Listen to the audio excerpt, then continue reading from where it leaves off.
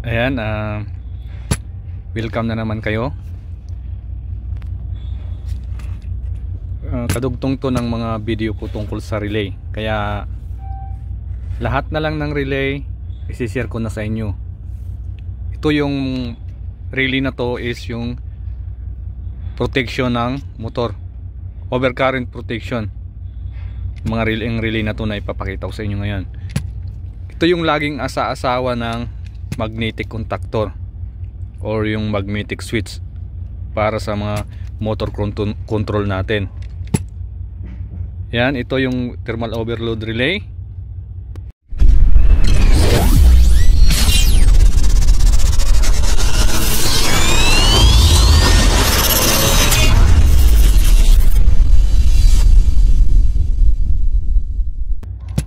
Mayroon ako isang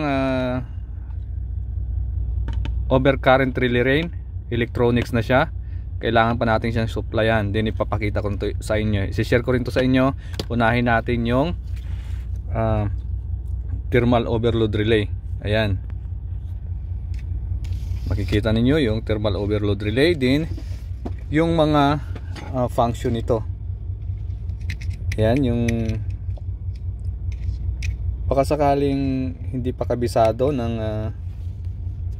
mga aspiring electrician dyan, nagsisimula, baka sakaling makakashare ako ng ideya sa inyo, din makunan nyo ng ideya rin, dagdag sa kaalaman natin. Okay, nasisigurado ako makakatulong to sa inyo. Ito yung current adjuster nya. Ayan, ito yung malaki na to. Ito naman yung emergency test natin, emergency trip natin. Then yung test, manual test trip. Ito naman yung selector natin sa automatic nya and hand. Ngayon naman pag inangat natin, yan, naka-8 siya. Pag test strip natin, ayan, naka-yellow siya, naka-open yung contact dito na normally close. Then marireset natin, pamagitan yan mawawala yung yellow. Ito yung reset button natin. Yan, ulit, ito yung A mode, nakalock siya. Pag nag-trip yan, nag-yellow, automatic siyempre mamamatay na yung control natin. Hindi na yung gagana hanggat hindi natin isi-switch on ulit. Kaya, pero pag tester natin dito, naka-on pa rin siya ulit. Naka-normally close na naman siya. Kasi nag-automatic release siya. Yun ang pagkaiba nila ng A mode and H mode. Okay, ngayon ipapakita ko sa inyo sasamahan natin ng tester. Yan, para masundan ninyo.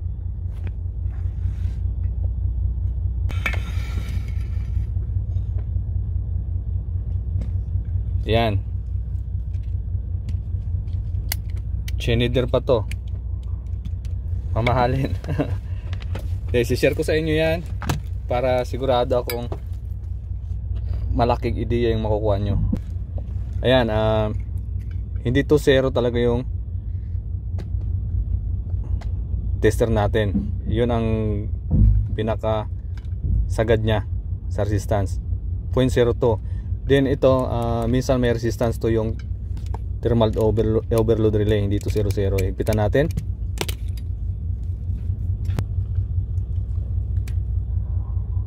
Yan, naka 1.1 ohms. Yan ang sagad nya. Palagay natin.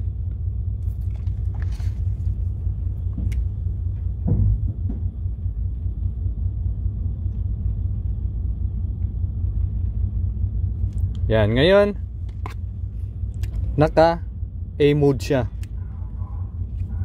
Yan, naka A mode. Naka close ngayon yung contact. Ngayon i-test natin. Ayan, open siya. Automatic siyempre namatay na yung circuito nun kasi nag-open na yung normally close dito. Dumaan dito yung lahat ng circuito ng isang motor control na to. Kaya off na yon. Pag hindi natin pinindot ulit, hindi na siya gagana. Then mapapansin niyo babalik uli siya sa close. Kaya naka A mode siya, naka automatic mode siya. Din ngayon,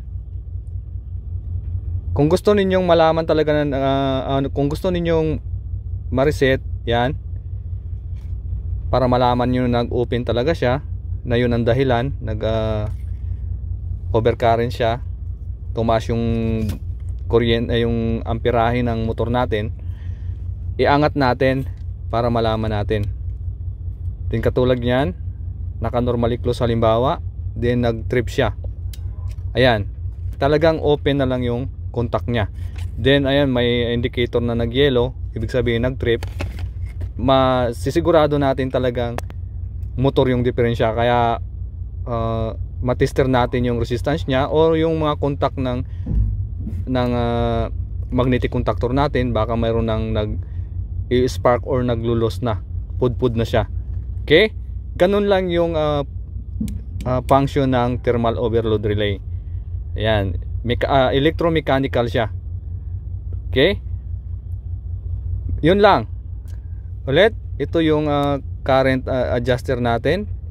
Ito yung current setting natin, kung i-adjust natin. Siyempre pag testing natin, bagong kabit natin, kukunan natin ng amperahe yung motor, din isiset natin depende kung ilan yung allowance natin na amperahe. Okay, ito yung emergency stop, emergency stop test to. Halimbawa kung gusto nating patayin yung linya, pindutin natin to, i-stop na yung control. Okay, nakalagay dito emergency yan sa ibang mga magnetic contactor katulad nito, emergency button siya. Yan, mamamatay na yung circuit pag tinouch natin yan. Ayan, naka-close siya. Pag tinouch natin yung pula, ayan, o-open siya. Okay, di ba? Halimbawa nakikita natin nag-i-spark na yung linya ng control na to, pwede nating pindutin agad to yung emergency button na to. Yan, open na siya, ka-cut off na yung control. Okay, hindi na siya gagana hanggat hindi natin pinipindot. Ayan, ito naman sa kabila. Halimbawa kung gusto niyo lagyan ng indicator dito, normally open to siya. Ayan, normally open, iti-trip ko, magko-close siya. Yan, hindi lang nakahigpit yung terminal, kaya medyo mababa yung resistance. Ayan, yan, ohms na siya. Dito natin ikabit yung overload indicator sa terminal na to para malaman nating nag-overload siya. Ito yung normally open and normally close. Mayroon naman laging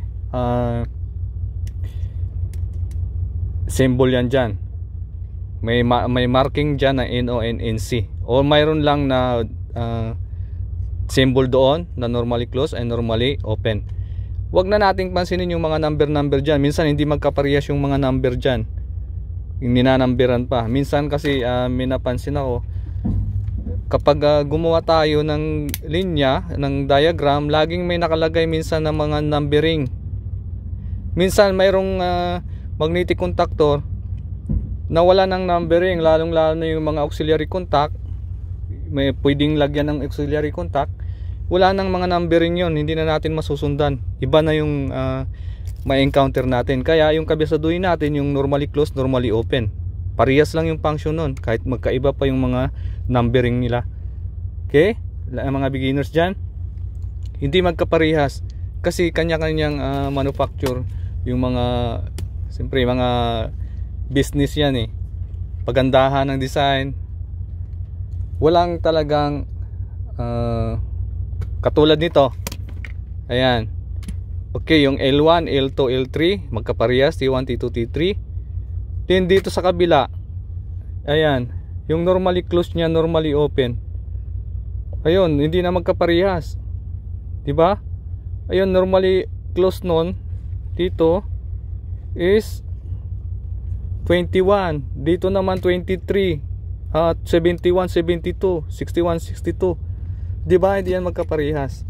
Hindi magkaparehas. Yan. Kaya wag yung natin sundan yung mga numbering ng terminal. Halimbawa sa mga auxiliary contact, wag nating sundan. Yung lagi natin siguraduhin yung power terminal, power contact. Talagang L1, L2, L3 yun, at saka T1, T2, T3. Dito yung load side and line side. Okay, yun lang ang magandang may papayo ko, yung kabisaduhin yung dito sa power terminal lang. Yun talagang yung load side niya lagi T1, T2, T3 and line side is L1, L2, L3. Pero yung sa mga auxiliary contact, hindi ko yun matawag dito. Wala akong may kukumis doon kasi talagang minsan hindi magkaparehas. Ayan. Ito magkaparehas sila nito ay kung mayroong auxiliary contact dito ulit sa kabila. Yan. Parehas din yung marker kasi isang brand lang sila. Ang problema pag dito na yung iba na tulad nito, Schneider 21 yung normally close, yung pares niya is 22, normally open 13 and 14. Iba, di ba? Di magkaparehas. Oh, dito yung normally open 23 and 24. Kaya wag natin sundin yon, yung mga markering na yan. Di ba yung napag-aralan natin, isang brand lang, isang klase lang ng magnetic contactor. Yung wag nating sundin yon kasi pagdating natin sa ibang lugar o sa ibang encounter natin sa nagtrabaho na tayo sa ibang, halimbawa ng ibang bansa tayo, hindi na yun standard kasi iba-ibang klase na yung may encounter natin. Yung may papayo ko na lang yung kabisaduhin natin yung mga symbol ng normally close and normally open. Ayan, yan lang kabisaduhin natin. Then testerin na lang natin yung kaparehas nila kabila. Yun na, makukuha na natin, masusundan na natin. Okay, sana nakatulong sa inyo yan yung thermal overload relay, din yung function nya. Ito yung tinatawag nating electro mechanical relay kasi mechanical siya, gumagamit lang siya ng mechanical, din mayroon siyang kasamang electrical dito yung contacts natin, kaya yun ang kukontrol. Ito naman yung isa, talagang electronics over current relay. Ayan, over voltage yan, iba yan, under voltage. Ito EOCR, electronics over current relay. Okay, tatapusin ko na yung video na to. Sana may natutunan kayo sa thermal overload relay.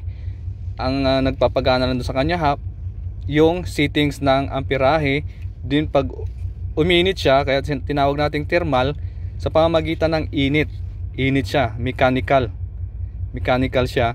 Uminit doon yung meter sa loob, kung anong mga paraphernalia niya doon sa loob, yung ibig kong sabihin, sisipain niya doon para mag-release. Pag umabot na sa setting, current setting natin, magti-trip off siya. Okay, kaya thermal siya, thermal overload relay. Sa init siya nagbabase. Okay, salamat sa panonood, bye bye.